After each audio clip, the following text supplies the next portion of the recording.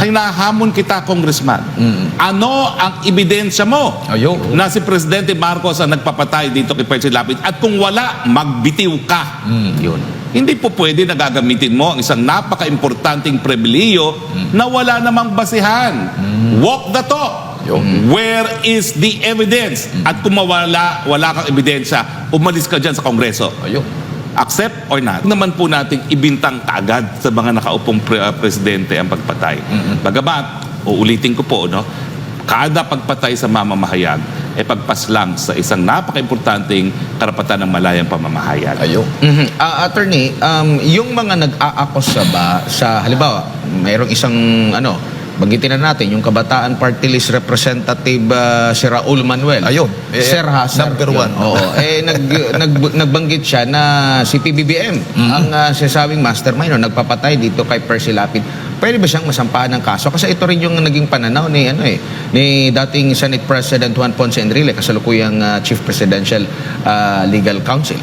Kung siya po ay nagsalita outside of Congress, pwede po. Yan po ay libel or slander, no? Pero siyempre, alam mo naman mautak yung mga congressmen dahil sila po ay merong parliamentary immunity at sakot ng kanilang immunity yung pananalita nila sa Kongreso. Lahat ng sasabihin nila sa Kongreso, hindi po pwedeng maging basehan sa pagsampa ng kahit anong kasong libel. Ito nga ay para masigurado na yung isang sa ngayon ng gobyerno na deliberative, talagang balitaktakan ng kanilang trabaho, ay malaya makapagsalita dahil kinakailangan natin ng pulisiya nga para maging solusyon sa ating bayan. No? So, unfortunately, may mga ibang mga kongresista, siguro kasama na dito yung kabataan representative nito, na ginagamit yung parliamentary immunity para maging shield doon sa mga irresponsableng mga pananalita nila. Hinahamon kita, Congressman. Ano ang ebidensya mo na si Presidente Marcos ang nagpapatay dito kay Percy Lapid? At kung wala, magbitiw ka. Hindi po pwede na gagamitin mo ang isang napaka-importanting pribilehiyo na wala namang basihan. Walk the talk. Where is the evidence? At kung wala kang ebidensya, umalis ka dyan sa Kongreso. Accept or not? Paalam mo sa amin, Congressman. At least. Kasi uminita naman ang ulo ko, baka yung dalawa. At least hindi Lunes marami pa tayong meeting mamaya hapon, uminita ang ulo natin. Kasi may mga ganitong mga issue na ipinupukol agad sa gobyerno na every time na may mamamatay na journalist, pinagbibintangan ng gobyerno. Kumbaga kinukondena natin yung pagpatay, no? Pero lagi gobyerno agad. Tapos nagtatali agad sa administrasyon ni Marcos, ganito yung namatay. Sa administrasyon ni Duterte, bakit ganun yung yun ba yung standard? Alam mo, kabataan Congressman, mag-law ka para maintindihan mo kung anong law of evidence. Dahil pag naintindihan mo kung anong law of evidence, napakagaling. Na talagang kapag ikaw ay may ginawang krimen, hindi po pwedeng hindi mapupruebahan. That's how the laws of evidence are written. At ito naman hindi Pilipinong imbensyon. Ito imbensyon ng buong daigdig na ng mulat-mulatan. No? So, ano nga ba yung mga ebidensya na yan? Physical evidence, testimonial evidence, no? So, ilatag mo, Congressman. Hindi po pwede na shooting from the hips. That is also unethical. At titignan natin kung basehan yan para nga magsampa ng ethics complaint laban sa kanya, no? Yung pananalita na bagamat covered by immunity, wala namang basihan. Hindi nga ikaw madedemanda ng libel. Pero ikaw ay po pwedeng mapanagot ng sarili mong mga kasama sa Kongreso for an unethical act. Dahil unethical yun na nagpapataw ng salita ng presidente nagpapatay. Napaka-seryoso na akusasyon na yan. Tawagin mo ang isang nakaupong presidente mamamatay tao. Hindi naman tama yun, lalo na kung wala kang ebidensya. Kung meron, ilabas mo. At ito nga ang dahilan kung bakit meron namang responsibilidad ng mga namamahayan. Kasi kung sila susulat na XYZ ang nagpapatay, kinakailangan may ebidensya. Dahil kung walang ebidensya, kulong pa rin. At tama naman, dahil ano ba naman yan, no? Pagkatao ang yunuyurakan mo, tapos wala ka namang ebidensya.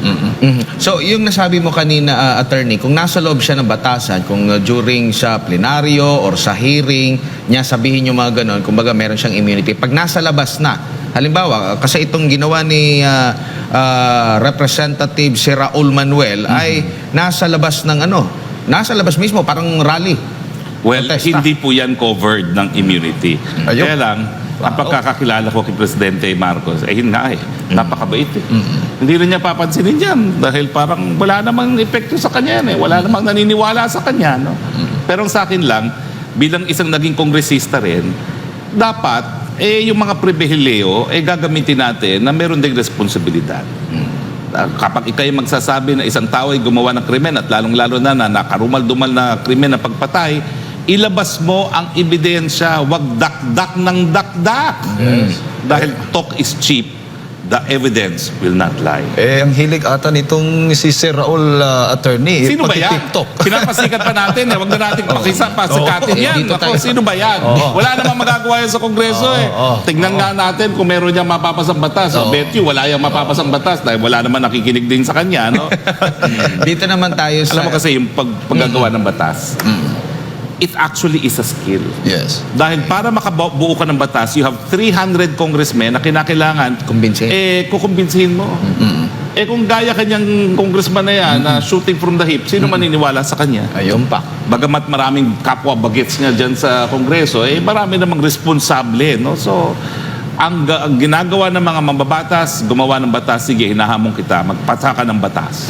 Tignan natin, kung meron. Okay? Well, attorney, kasunod nga nitong pagpatay ni Percy Lapid, nagkaroon kamakailan ng mga surprise visit yung ating kapulisan. Dahil nga, tinitiyak nila, gusto nilang matiyak ang seguridad nga ng mga journalist o mga broadcasters. Kaya lang, nag-house to house, pumupunta sila sa mga bahay ng mga journalist. Pabor ka ba sa ganitong pamamaraan ng kapulisan para lang talagang tanungin kung may threat ba o ano ba sa kanilang seguridad? I think they meant well. Hindi naman natin pwedeng bigyan ng presumption na naman na illegal lang ang nais na makamit ng mga pulis, no?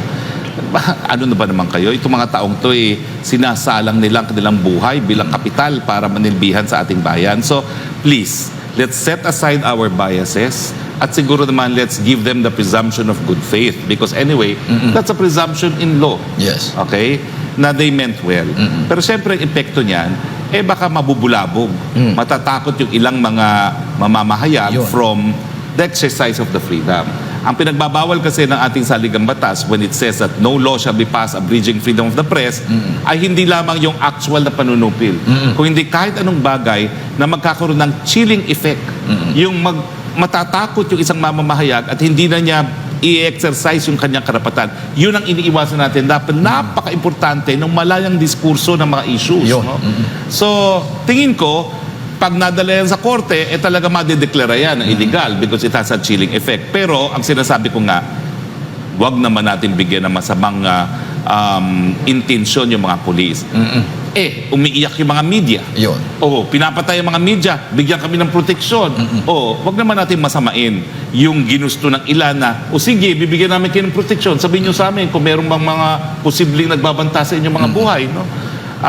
Pero yun na nga po, hindi natin maiiwasan kung makarating yan sa korte, makasabihin na chilling effect. At humingi naman po ng paumanhina si Secretary Abalos bilang someone who has the control and supervision over the PNP as Secretary of the Interior and Local Government. So let's leave it at that. Kaya nga, sa halip na mag-house to house attorney, yung panukala o suggestion ng ilan, pumuntahan na lang yung bawat networks at doon kung saan ang mga journalists ay nakabase o nagtatrabaho para doon isahan na lang at kausapin sila doon mismo sa kanilang opisina. Sa totoo lang, magkakaroon pa rin yan ng chilling effect. At syempre, yung mga, yung mga walang masabi kung hindi kontra sa gobyerno, sasabihin na naman nila, sinusupil na naman ang karapatan. Ayun. Nung ako'y kongresista, hoy, congressman, makinig ka dyan, kaysa paano ka dyan, kung ano na sinasabi mo dyan. Nagpasa tayo, naghain tayo ng isang panukalang batas na yung proteksyon na ibinibigay natin sa mga witnesses na kinakailangan natin para mag-convict, same protection na ibibigay natin sa mga periodista na merong banta sa kanilang buhay. Yan yung aking Journalist Protection Act. Ayun. Hindi nga naging batas, no? Pero at least tayo lang ang naghain yung panukalang batas na yan. No? So, kung kinakailangan ng security, bigyan ng PNP security. Kung kinakailangan ng safe house, bigyan. Okay, ng safe house. Kung kinakailangan bigyan ng baril, bigyan ng baril. Pero, ang hihingi yung periodista. Kasi kapag ibinigay na hindi hiningi, sasabihin na naman, panunupil yan. Chilling effect naman. No? So tingin ko, humingi na lang ng tulong yung mga periodista na talaga may banta sa buhay. Although, alam mo, sa dami ng mga periodistang na-represent ko na, si Jake Makasait, for instance, ng Malaya, no? Sa libel, napakahirap maging kliyente niyan. Kasi sasabihin niyan, I want to be convicted for libel. Oo. Because libel is a badge of honor for all journalists. Oo. Sabi ko, teka, ba't pa tayo naglilitis? Kung tayo ay gusto nating ma-convict, no?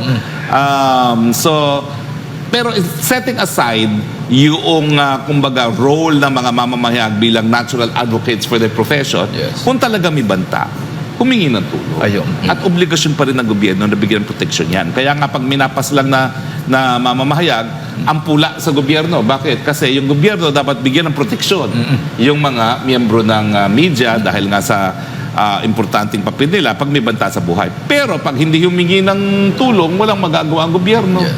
Kaya nga nais ko sanang magkaroon na ng institutionalized na journalist protection plan para in place na yung mga gagawin natin pag may banta. Lalo na yung mga safe houses. No? Siguro yung mga mamamahayag na mayroong banta sa buhay would rather live in a house kasama yung mga ibang journalist nila na may banta sa buhay. No? At sana ganda-gandahan din yung mga facilities na yan.